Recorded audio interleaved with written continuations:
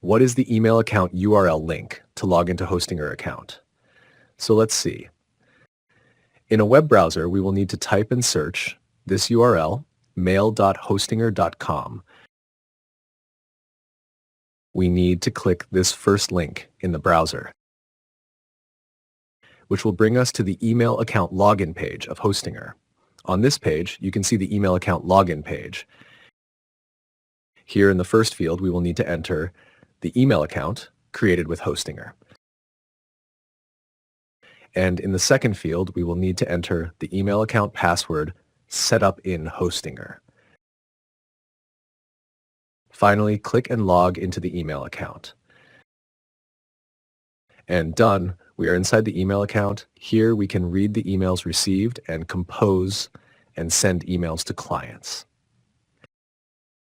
With this, we have come to the end of this video. Please like, comment, and share the video if it was helpful, and do not forget to subscribe to my channel for video updates like this.